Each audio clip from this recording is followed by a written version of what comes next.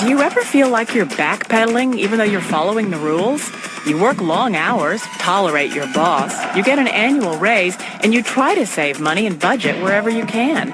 Clearly, you're working the known system for financial success, but something is very wrong. The rules are not working.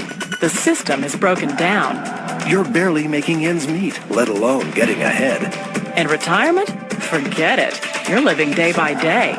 You want to build financial security and wealth, but it's just not happening. So where exactly has playing by the rules gotten you? If you can change your outlook, change some of your values, and change your rules, you'll find there's a whole other set of rules out there that are more conducive for people who want to be rich. Financial expert, educator, successful investor, and best-selling author Robert Kiyosaki is about to give you the information you need to implement a realistic, achievable plan of building and growing wealth.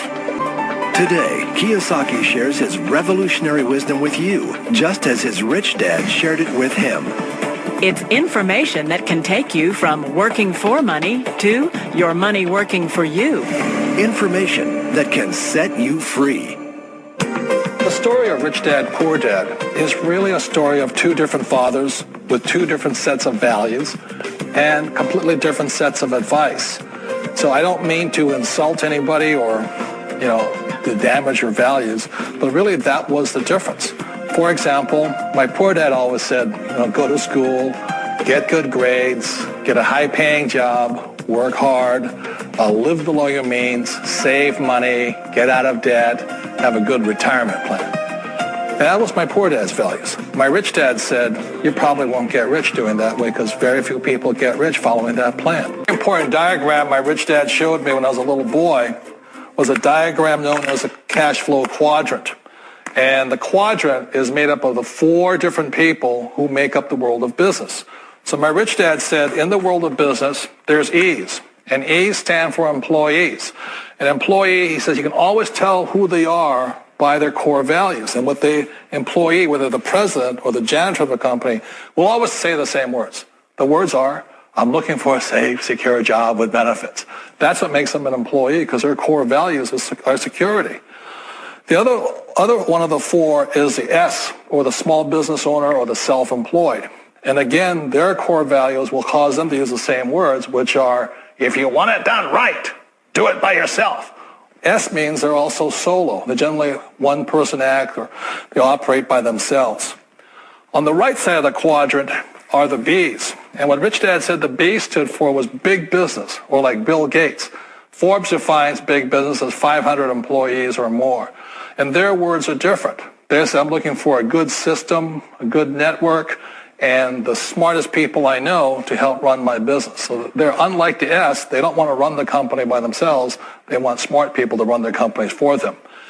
And then the fourth of the quadrant is the I, and I stands for investor. These are people who have money work hard for them. These people are people who have people work hard for them. And these are the people that work hard for the rich here.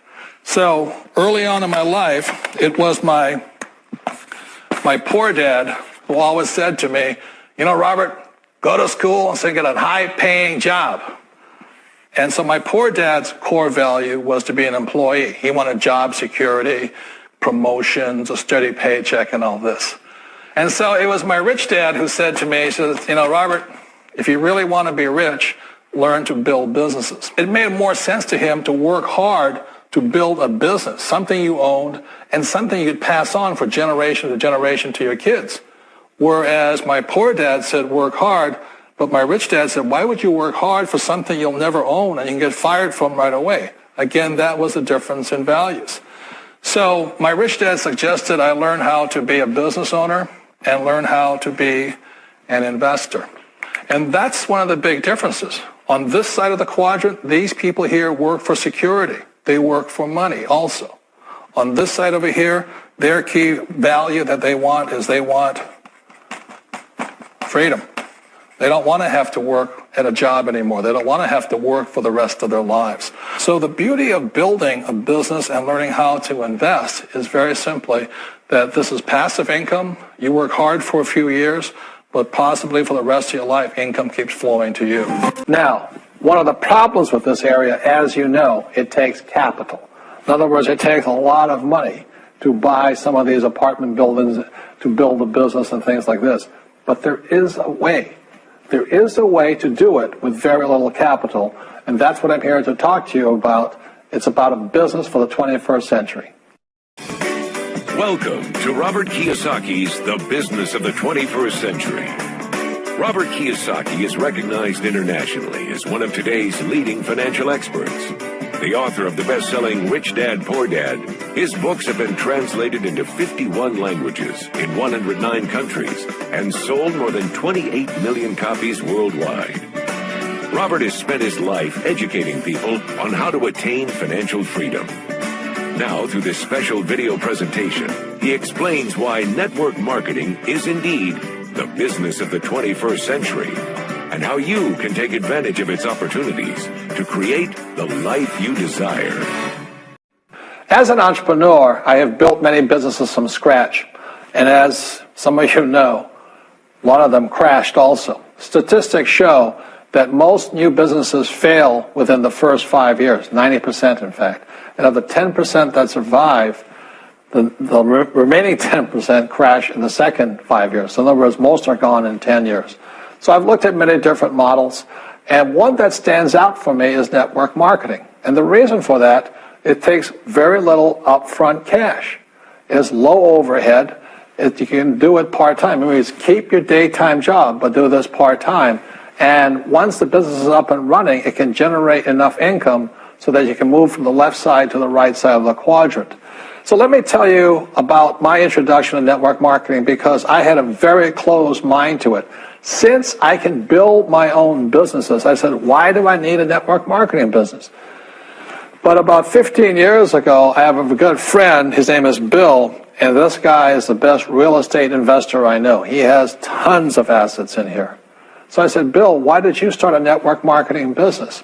And his answer was very simple. He says, it's my way of helping people. But more importantly, he says, the reason most people can't invest in real estate is because they don't have a business. They don't make enough money simply because taxes, debt, inflation, and retirement savings are killing them. They cannot even invest. So my friend Bill, who was a professional real estate entrepreneur, he says, I started a network marketing business so the people that worked with me could start their own business and then invest money with him. So with that, I realized then that network marketing wasn't about making money, but it was about helping people to help other people make money so they become financially free. So the beauty of network marketing, I said, like it's very low entry point, doesn't take much money, you can do it part-time. And where you profit is in most big corporations is they spend millions, sometimes billions of dollars in advertising. So rather than give that money to advertisers, network marketing depends on building a network. It's called word of mouth, like you recommend a movie to a best friend. So really, the reason I support network marketing, because it's not about selling. It's about people helping people build assets in the asset columns, becoming business owners, and then becoming investors, rather than going through all of this here, which most E's and S's go through.